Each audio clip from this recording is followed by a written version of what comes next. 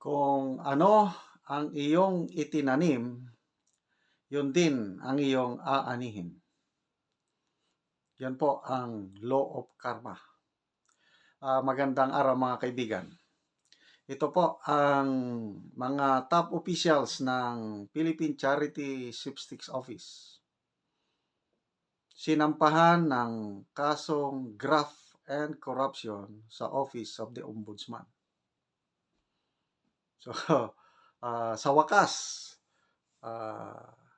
ito na. Kasi, 'di ba, ang daming hearing na ginawa sa Senado, I think pati sa Kamara. Wala mang nangyayari. Hanggang maingay lang ang mga mambabatas natin. Walang follow through. Ito isang grupo ng mga concerned citizens ang nag-file ng kaso ng graft and corruption. Ang grupo tinawag na Filipinos for Peace, Justice, and Progress Movement. FPGPM. So, ang sinampahan ng kasong graft and corruption, walang iba, kundi ang General Manager, si Mel Robles, at iba pang mga top management officials. Okay. Ano ang basihan nitong Filipinos for Peace, Justice, and Progress Movement sa pagsampa ng kaso? Okay. Ito, yung grupo filed the charges against PCSO officials and questioned Robles and other top officials and the private company Pacific Online System Corporation over the grant of 14% commission to the private contractor. I think ito yung iLotto. So, ang private company, Pacific Online System Corporation, mag-conduct ng iLotto, tapos napakalaki ang kanyang commission na 14%. Ito yung basihan nitong grupo na nag-file ng kasong graft and corruption. Okay. So, ano naman ang reaction? Ano ang reaction ng PCSO, lalo na si Mel Robles? Sabi niya, it's unfortunate. Malungkot. Ibig sabihin, kung unfortunate, medyo natakot siya.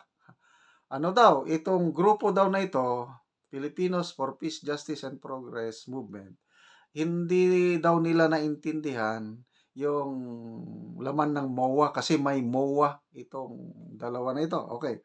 So, ito ang paliwanag ni Robles. Nagpaliwanag na siya. Ito pala, balita ng Manila Times. Itong sinishare ko sa inyo.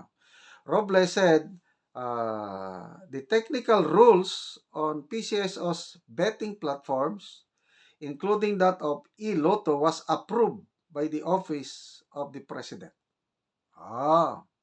Edi isama yung nag-approve. Approve daw yon, yung 14%. Okay. Meron daw authority ang PCSO na mag-grant ng ganong kalaking commission. Ano pa? Ito pa. Aside sa Office of the President na nag-approve, isinangguni din nila sa Office of the Government Corporate Council, ito yung abogado ng mga government-owned and controlled corporation. So, humingi sila ng legal opinion ng corporate council. Ano ang legal opinion? Ano daw? Yung memorandum of agreement na pinirmahan noong August 30, 2023 between PCSO and itong private Pacific Online System Corporation is tenable.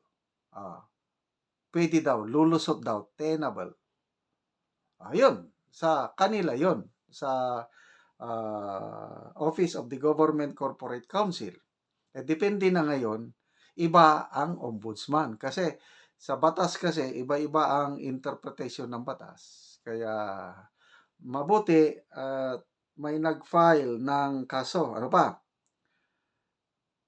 The Office of the Government Council has already clarified its earlier, ito yung paliwanag ni Robles, clarified its earlier stand that policy considerations call for the payment of commissions in the form of reasonable cost at a rate cap by the PCSO Board of Directors according to its sound business judgment. Pwede mag-grant ng commission, kaya lang ang kini-question yung gaano kalaki. Ang tingin ng mga nag-file ng kaso, masyadong malaki yung 14%. Okay. Dagdag pa ni Mr. Robles, yun daw issues, yung nandun sa complaint, is natackle na daw sa House of Representatives and the Senate. Iba naman dun. I don't know kung in aid of legislation man yun. Hindi man yun na para kasuhan kayo. Okay? So, ito na yung last statement ni Mr. Robles. It is unfortunate that the FPGPM filed a complaint without understanding the MOA. PCSO entered with a service provider. Our agreement is not final until we get a favorable decision from OGCC. So, dahil may favorable legal opinion ng Office of Government Council, yun na. Go na. Magaling itong sinearch ko itong FPGPM kung anong grupo ito. Nako, it's a public group. Meron silang Facebook account. Tinignan ko yung kanilang mga post. Talagang very active sila sa nangyayari sa gobyerno. Pinag-uusapan yan yung rice tarification law, kinokontra nila, na-touch my post din sila tungkol kay Pastor Kibuloy, tungkol sa energy gaps. Talagang sila, politically active. Itong nangyayari sa ating bansa, pinapansin nila at ito nga, ako, personal ko lang ito natutuwa ako na meron ng grupo na naglakas loob na kasuhan ang PCSO. Ulitin ko, ang dami ng hearing na ginawa sa Kongreso at Senado, hanggang daldal lang ang ating mambabatas. Walang follow-through. Mabuti pa itong grupong ito, Filipinos for Peace, Justice, and Progress Movement, nag-file na ng kaso. Okay, ito naman si Mr. Robles, may hinala siya, sabi niya, they will dig deeper onto this group kasi nga dubious or questionable daw yung pag-file ng kaso. Parang ang duda ni Mr. Robles, merong malaking tao, may political group na ginamit lang itong grupo na ito para mag-file ng kaso.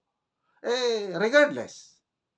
Anyway, kung wala kang ginawang masama, edi huwag kang mabahala. Ano yung kasabihan?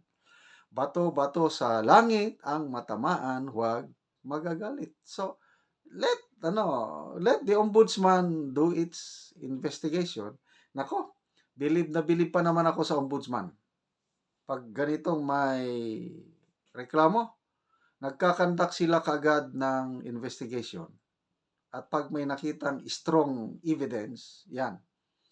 Anong unang kan? Preventive suspension. Okay. Ito, pinaka-latest, yung Chocolate Hills sa Bohol, yung Captain Peaks Resort. Nako, 6 months sa preventive suspension yung governor at mga mayors at mga DNR officials. Ano pa yung mga sinuspend? NFA, yun, suspended din sila. Ano pa? Basta ako, may tiwala ko sa ating ombudsman na kapakanan ng taong bayan ang tinitignan. At good luck na lang sa ating PCSO kung sa tingin nyo na katamtaman lang yung 14% na commission, then relax lang kayo.